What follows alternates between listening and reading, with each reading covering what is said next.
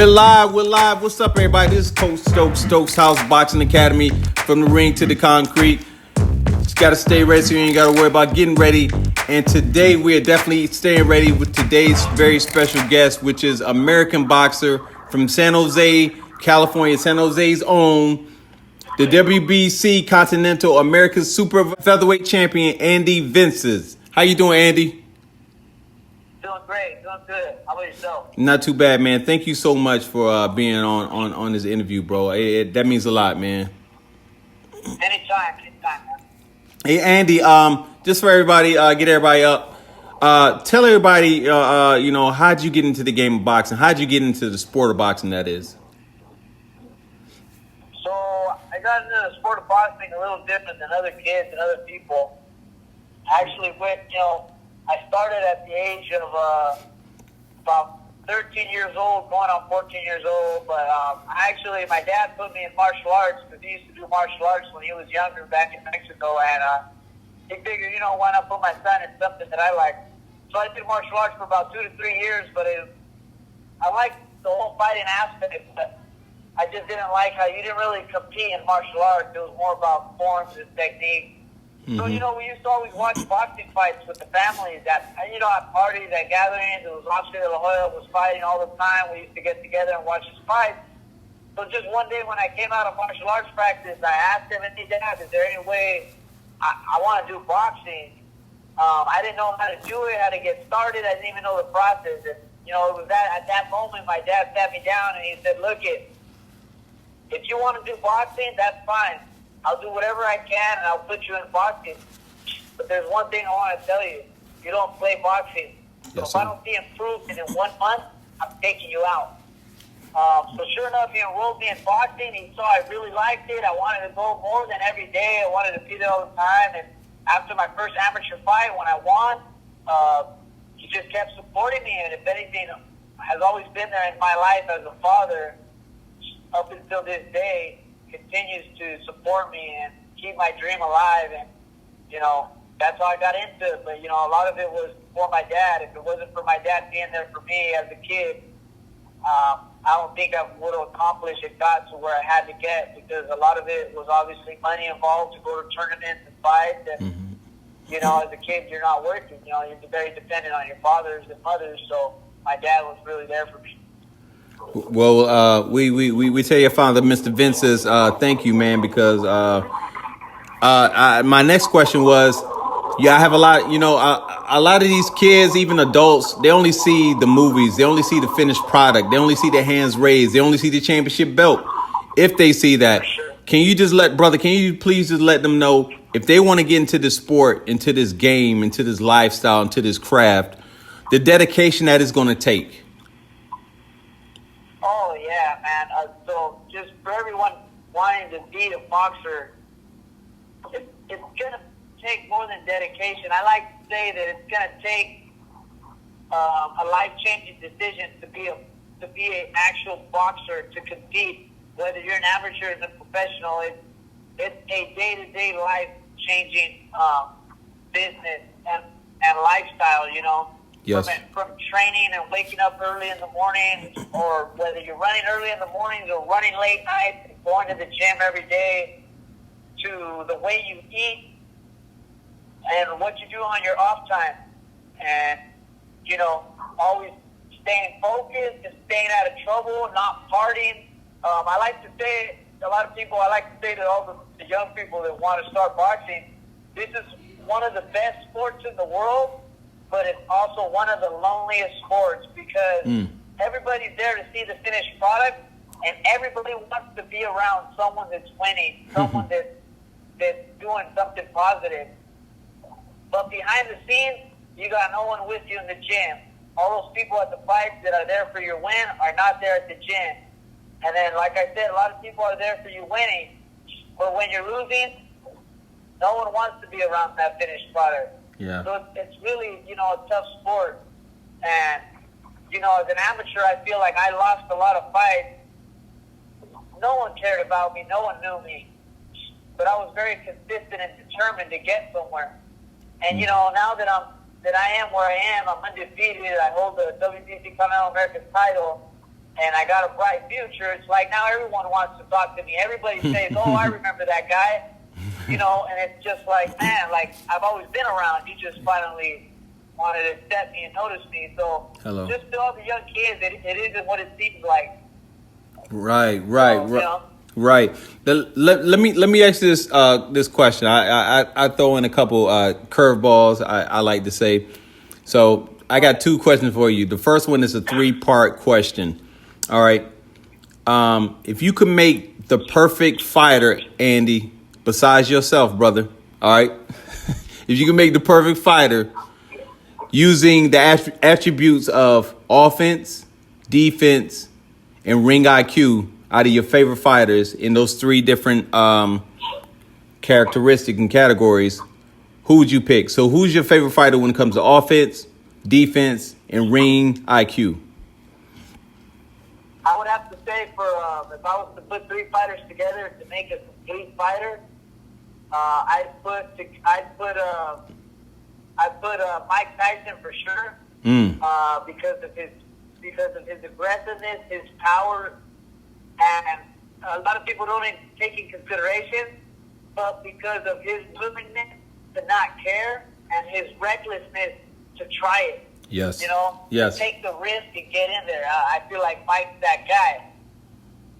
Yeah, he was. For the other attribute that's missing that fighter that would need, I feel is Mayweather's strictly because of his defense and his footwork. Okay. Which is why we want someone like a fighter like Mayweather. So you got Mike Tyson's aggressiveness and risk to go in there, and you got Mayweather's footwork and defense. And then the next fighter I would throw in there would be Juan Manuel Marquez. Just because of his counter punching skills. Yes. Because of his heart, when he's got dropped, he's got enough to win fights, and because of his ring IQ, he's a very smart fighter who might take a couple rounds to adjust, but he'll pick you apart. And you know, you got the mental guy, the guy with a lot of heart, Juan Manuel Marquez. You got the aggressiveness of Mike Tyson, and you got the defense, footwork, and ring IQ and experience. And undefeated fighter, which brings in a lot of confidence as well of what he's doing. So I feel like, man, that would be the complete package. Well, you know, I hear a lot. I hear a lot of people. Juan Manuel Marquez was the first that I've heard, but it makes a lot of sense, man, because that guy has been through so much, but he knows how to overcome and adapt under any situation. Exactly. And that's what you want. That's what makes a fighter. And I was going to ask you next, bro. You undefeated, but in today's society, a lot of these kids are shook if they feel like they see a blemish on their record, man. And it's not about that because, like you said, fighters like Juan Manuel, Manny Pacquiao. I mean, you got the greats like Ali. They lost, but they came back. And when they lost, people recognized that they came back from that loss and was even greater. What do you think about that when we talk about, you know, these unblemished records? Yeah, no, I mean, you know, undefeated to me as a fighter, undefeated to me, as bad as it sounds, undefeated doesn't signify anything to me because which fighter isn't undefeated nowadays? You got so many fighters that are undefeated, so many prospects, so many contenders, and so many champions undefeated. Which is why whenever I fight an opponent, I don't care if they have. I'm more scared of the guy that has losses than the guy that's undefeated because I know the guy that has losses is determined and has been through a lot of stuff, and he's willing to do anything. Perhaps the undefeated fighter might be hesitant and doubting himself or whatnot. But yeah, you know, the unblemished record is seen nowadays, but I feel like it's something that's cherished and praised a little too much in today's boxing society. You know, I feel like Mayweather was someone who made that undefeated, unblemished record so much value nowadays that every promoter and every top guy wants to keep their fighter undefeated. But yes, like you said, you got people like Juan Manuel Marquez, Muhammad Ali, Pacquiao that are fighters that have losses, and they're the best fighters in the world. So I just feel it's all about the fighter not caring whether the record is blemished or unblemished. It's just a matter of them believing that they're better than that and coming back from that to win, and that's it, you know? Yes. But yeah, that's about the unblemished record. That's just how I feel about it.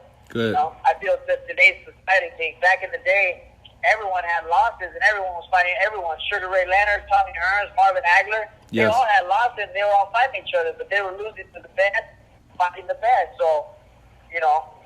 Yeah. We see it. We see it. We definitely see it, and I think society is getting tired of that. And but you know, fighters are coming around, you know, and I think they're trying to bring that back at least. I don't know if it's the fighters or if it's the promoters not wanting it to happen, but I know there are fighters out there. You think so? I think it's the promoters because they're protecting their investment. Yeah. They're not going to want to throw their investment out there to get their record blemished. Now that value of that person goes down. So it's just, you know, you got fighters, you know, representing their countries, Puerto Rico, Mexico, whatever it is, and you don't want to throw it away like that. Them as promoters, they want to get the full side of their fighters, and, you know, this is the other side of boxing, which is the business. And it's just, you know, it's a crazy sport on the other side, you know. I feel like being a professional, I love the sport, don't get me wrong, I love everything about the sport, but the other side and the business side, it's just unbelievable and crazy how business and boxing is happening nowadays, you know? Yeah. I hear that. I hear that from a lot of my friends who are fighters. They tell me the exact same thing. What you said is you won't believe, you know, what you see. Hey, Andy, let me ask you this: you got 24 hours to live, bro. 24 hours to live, and the doctor comes in and tell you that. Now you want to have that fight. You want to have the biggest fight. You can have any fight that you can have, you know, with anybody, past or present. Who would you choose to fight? And I had 24 hours to live? You had 24 hours to live, and you can pick anybody from the past or present. Who would you want to fight? I'm gonna give you a different answer. Okay. Than most people will probably give you, but I just feel at that point in my life, I have 24 hours to live. I just feel I'd want to have the fight for my family to just say bye to them and thank them for everything. But I don't know what I'd be thinking of. I mean, but I'll make it fun. I'll answer the question. 24 hours. Let's see. I got 24 hours to live. Yeah. I'd want to fight let's see. I'd want to fight someone like someone back in the day, like either Mike Tyson, Aaron Pryor, Alexis Arguello, Eric Morales, Marco Antonio Barrera, or somebody like. Man, it's just the options would be unlimited to kind of who I'd want to fight. Salvador Sanchez, like to be in there with someone that elite, you know. Someone that back in the day, old school fighter. I could say I went in there and I stood my ground, and who knows, I beat him. You know, like I mean, it's fun, right? Yeah. Would you go 12 or 15? I try to end it sooner. Smart man. Yeah, no, smart man. I try to end it sooner, but I mean the 15, right? The old back in the day, the 15 rounds, just to say, like, you know, I've done 15 rounds, and just to have that over my shoulder that I did 15 rounds, and no fighter today is doing 15 rounds anymore. It doesn't even exist. Yeah, that'd be pretty cool, though. Yeah. It would. That'd be a sight to see, and I love your answer. You said, well, I'm gonna try to end it sooner.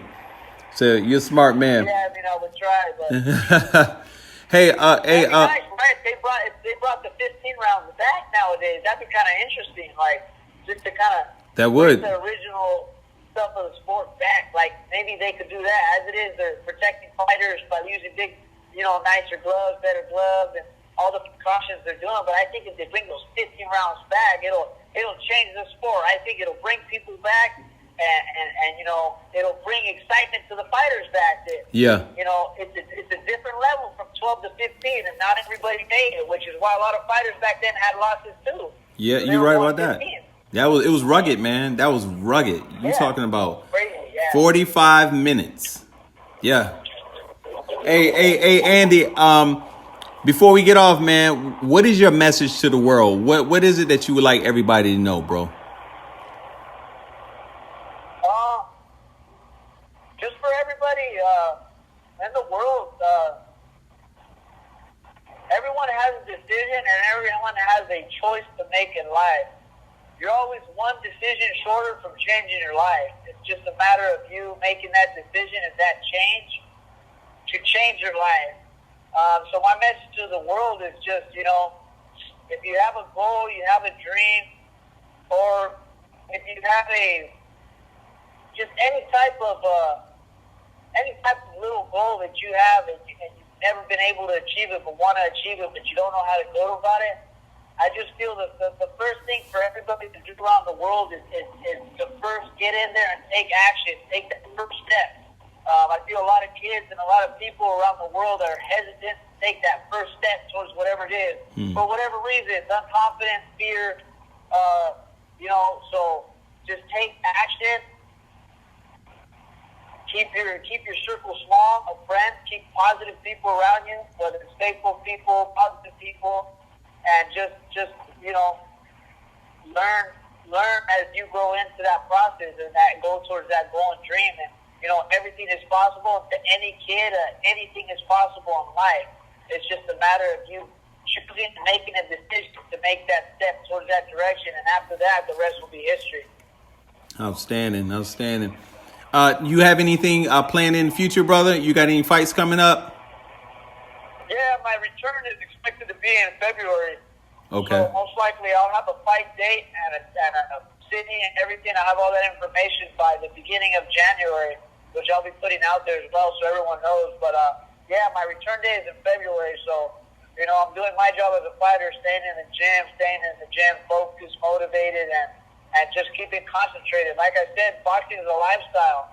And, so all the kids out there joining, it's not like any other sport. This is a sport where there's no season. There's no off season like football. This is all year round. That's right. Every day, Christmas, holidays, you're going to miss out, but it's all going to be worth it. There's no one to blame but yourself. Whether you lose or win, it's on you. So, That's right. Hey, before we conclude, brother, what are your social media handles and your contact information if people want to reach out and just say hello to you or, like your post? My Facebook fan page is all capital letters, Andy Vences. I have a Twitter, @Andy Vences, all together. And my Instagram username is @Vences1, the number 1. Andy, pleasure, brother.